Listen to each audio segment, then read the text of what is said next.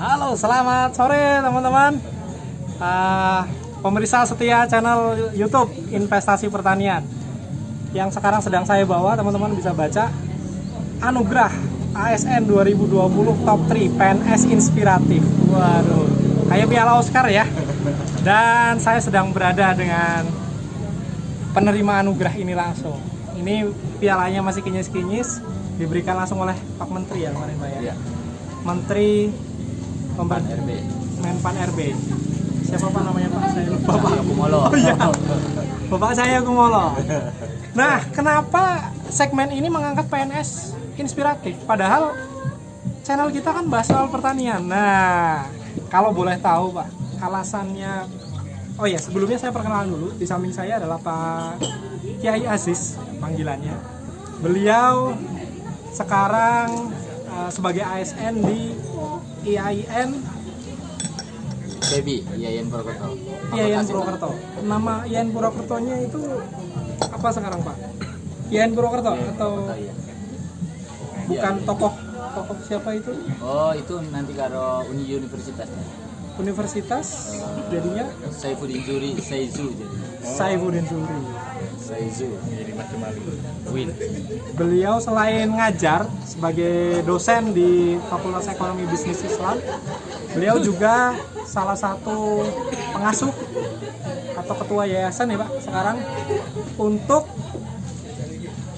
pondok pesantren Al Bayan di Majenang. Salah satu pondok pesantren terbesar di sana yang jumlah santrinya berapa Pak? Ya 1.000 lebih. 1.000 lebih.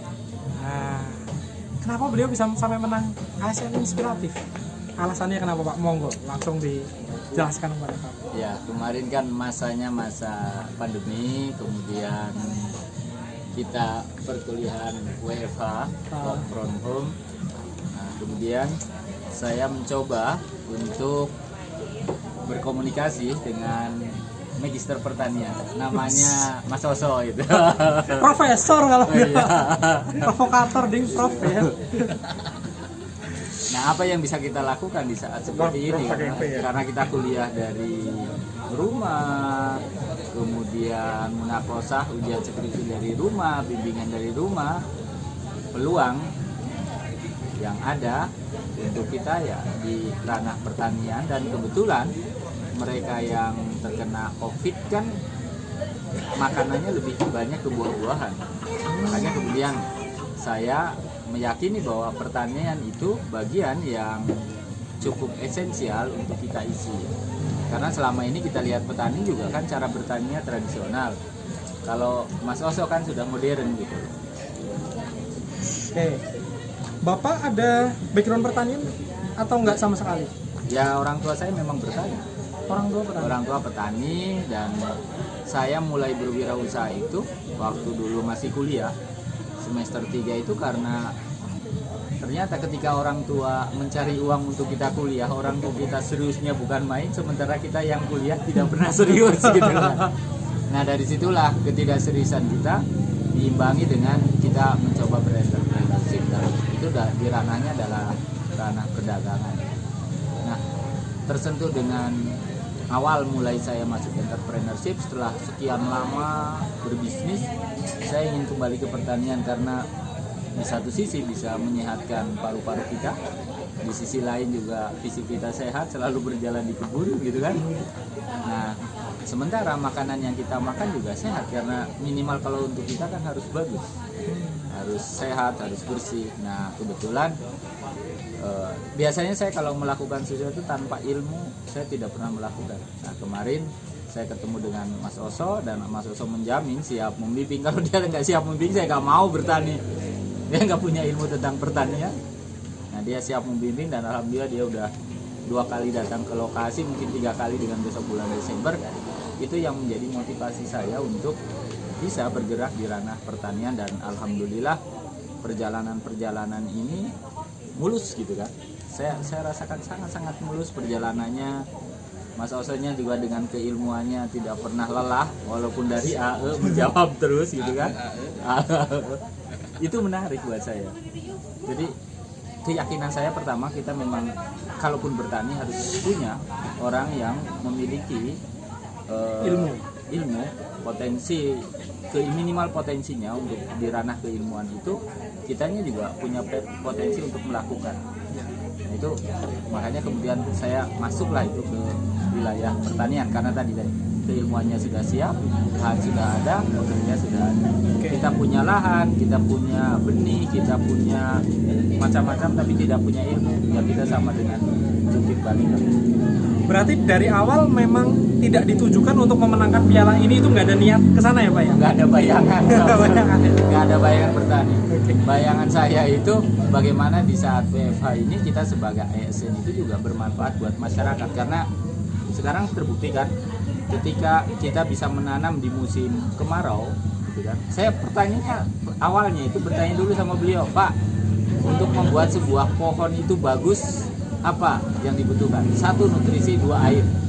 Oh kalau begitu air bisa kita cari, nutrisi beliau juga memiliki. Makanya terus kita bergerak. Musim kemarau bagus, akhirnya petani yang lain ikut dengan sendirinya kan. Petani kan sederhana, udah bisa dilihatkan bagus, mereka pasti bergerak. Oke. Nah dari tadi mungkin penonton bertanya-tanya, yang ditanam Pak Kiai Aziz ini apa Pak? Belum diceritain dari tadi loh. Ya, saya itu menanam durian, kemudian alpukat, jambu citra ya Mas ya, jeruk lemon, jeruk makan biasa itu ya, jeruk buah, kemudian Jengkol, kelengkeng, ada jengkol, ada pete gitu kan. Ya berkaitan dengan buah-buahan lah Mas. Oke. Nah yang menarik ini teman-teman, kemarin saya ngobrol, Pak Kiai Aziz ini juga punya konsep bahwa santri yang ada di pondok pesantren beliau itu bisa mendapatkan beasiswa gratis atau gratis sekolah di pondok pesantren itu kalau mereka mau ikut terjun jadi petani gitu ya Pak ya? Iya. Kalau mereka di SMK ya SMK-nya gratis, pondoknya gratis. Kalau mereka kuliah ya gratis juga. Jadi nggak ada iuran apapun, nggak ada. Di pondoknya juga nggak ada. Kalau di SMK saya semuanya ada, semuanya gratis semua. Syaratnya apa Pak? Syaratnya ya mau ikut terjun ke dunia itu untuk mendapatkan, kan harapan saya ilmu keagamaannya dapat dari pondok pesantren, pertaniannya dapat dari praktek pertanian di lapangan, teknologinya dapat dari sekolahan atau dari kuliah. Kan kita kan tugasnya mengantarkan. Setelah diantarkan mereka mau jadi orang atau jadi apa itu kan terserah. Tapi kita sudah mengantarkan itu, sudah lengkap. Dan kita mengantarkan sudah lengkap, tinggal mereka akan menggunakan energi ilmu pengetahuan itu atau tidak. Oke. Sekaligus mungkin untuk mencetak kader-kader muda atau petani-petani milenial mungkin ya Pak ya? Ya harapannya itu, makanya ada 3 pilihan buat mereka. Mau nanti bergerak di bidang keagamaan sudah punya modal, bergerak di bidang pertanian juga sudah punya, bergerak di bidang teknologi sudah siap. Kan tinggal yang mereka lihat di depan itu apa, kan tinggal pilihan mereka yang memilih, bukan kita. Kita kan mengantarkan, setelah diantarkan mau apa terserah. Berarti setelah mereka lulus pun mereka mau kerja di kebunnya atau di ininya Pak Aziz bisa? Ya dipersilahkan, silahkan. Bahkan akan kita kembangkan terus buah-buahan, karena ke depan menurut Magister Oso Suharso itu buah-buahan sangat menjanjikan ke depan. Tinggal kita bisa menanam, kita bisa membuahkan, tetapi membuat kualitas buah bagus itu ini yang menjadi persoalan. Justru tugas-tugas para sarjana kan untuk mengengineering ini gitu kan. Mampu nggak kita mengengineeringnya gitu? Dan kita punya ahlinya, santai aja. Nah teman-teman bisa bayangkan ya, dari tadi nama yang disebut-sebut itu Oso Suharso SP, artinya masih S1. Nah Pak Kiai Aziz ini udah doktor gitu, dan dia pengasuh pondok pesantren yang punya ribuan santri, masih mau merendahkan hatinya untuk bisa berguru sama Pak Oso. Berarti kan lautan ilmu gurunya Pak Aziz ini kan juga besar sekali gitu. Jadi kita Pak Kiai Aziz itu kesimpulannya sudah punya mentor di bidang pertanian yang tepat gitu ya. Ya alhamdulillah terbukti kan, kita tidak pernah berpikir tentang piala ASN ini. Nyatanya secara mengalir kemudian bisa kita raih. Kita tidak punya keinginan kok bertani biar dapat juara, memberikan beasiswa dapat juara, enggak. Diraih, berjalan, mengalir saja gitu kan. Kalau dampak sosial yang lebih besar sekarang yang dirasakan Pak Aziz dan lingkungannya, oh ya Pak Kiai Aziz ini menanam di Majenang ya, tepatnya di Desa Pesangan, Kecamatan Cimanggu, Desa Kabupaten Cilacap. Pesangan, Kecamatan Cimanggu, Kabupaten Cilacap. Nah, dampak sosial yang sekarang sudah dirasakan Pak dari aktivitas Pak Kiai bertani untuk masyarakat sekitar itu apa sekarang? Kalau saya lihat, ternyata selama ini itu petani itu, saya lihat sukanya nandur terus tinggal, tanpa perencanaan di awal bagaimana bisa memenuhi harian, memenuhi bulanan, memenuhi tahunan untuk pendapatan itu. Setelah kita mencoba durian, itu kan sekitar 4 atau 5 tahun baru berbuah, kemudian kita membuat pandan yang bisa bulanan, kita juga tanami kencur. Karena apa? Kencur di samping tahunan juga harian bisa. Karena apa? Orang Sunda kan makannya daun-daunan, kan enggak? Nah, dari daun-daunan itu kan bisa mendapatkan harian. Jadi hariannya dapat, bulanannya dapat, tahunannya dapat. Itu pola yang coba dikembangkan. Dengan pola seperti itu ternyata sekarang banyak yang mengikuti model pertanian yang kita lakukan. Polanya seperti itu sudah kita coba kan sekarang. Pertanian modern ya Pak ya? Iya, pertanian modern. Akhirnya jadi teladan warga-warga di sekitar lahannya Pak Aziz untuk juga ikut mengikuti cara itu sekarang. Iya, ya karena udah terbukti seperti itu. Sementara kalau mau ditanami semua penuh dengan tanaman apapun kan penghasilannya sangat-sangat rendah. Iya. Kalau seperti ini kita belum berbuah, baru melihat menanam di musim kemarau. Ini loh yang menarik banget buat para petani, diskusi-diskusi dengan ketua kelompok tani Pak AE itu. Itu ternyata menanam di musim kemarau itu pertumbuhannya jauh lebih bagus daripada di musim penghujan karena akar kan sudah siap. Jadi cepat tumbuhnya itu luar biasa. Pertumbuhannya itu lebih cepat, lebih bagus lagi. Karena tidak mengalami, kalau yang saya alami mungkin berbeda dengan yang lainnya, mengalami kerontokan itu. Sesuai dengan GBHN yang diberikan oleh beliaunya itu. Oke, Pak Kiai Aziz ini sangat inspiratif ya, cocok ya mendapatkan piala citra ini ya. Nah, terakhir Pak Kiai Aziz, sebagai ya kita sebutnya guru ya, dan yang memiliki pemahaman agama yang dalam dibandingkan kami-kami ini, ada nggak Pak satu ayat atau satu hadis dari Quran yang menyinggung pertanian dan itu menjadi salah satu motivasi Pak Kiai Aziz untuk bertani? Ya. Saya juga tahunya belakangan dalil itu. Setelah bertani baru tahu gitu. Jadi pahalanya yang dulu mungkin nggak kebagian. Karena dalam Islam itu yang pertama niat gitu kan. Nah, niatnya itu setelah di tengah-tengah, ketika saya harus mempresentasikan pertanian, saya mencoba dalil-dalil tentang pertanian, ternyata saya temukan Mas, luar biasa. Bahkan saya hampir menyimpulkan bahwa ahli surga itu para petani. Wah.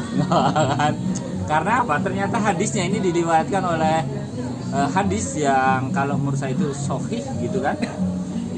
Dikatakan bahwa menanam itu sama dengan menanam buah-buahan, makanan itu sedekah. Kita memakannya dari hasil apa yang kita tanam juga sedekah. Dicuri oleh orang itu juga dikelompokkan ke dalam sedekah. Apalagi gitu kan, kalau kapan lagi kita harus memulai pertanian kalau tidak hari ini gitu kan. Nah, itu luar biasa mendorong saya, dan saya juga selama ngaji selama ini kan tidak bicaranya tentang kepertanian itu. Makanya ini sebuah mungkin pencerahan untuk diri saya sendiri, karena ketika saya dulu kuliahnya di S1-nya di peradilan agama, otomatis bicaranya tentang hukum, terus kesininya ekonominya kan lebih ke perdagangan pasar gitu kan, lebih mendekati itu. Tapi pertanian jarang sekali tersentuh, sehingga para santri juga kurang bisa mengetahui atau memahami tentang nilai atau value yang ada di dalam bertani. Luar biasa sekali untuk nilai-nilai sedekah itu. Makanya kapan lagi kalau tidak hari ini kita harus memulai bertani itu. Ruang pahalanya luar biasa. Mulai dari menanamnya sudah pahala, Iya. mengkonsumsi buah-buahnya pahala.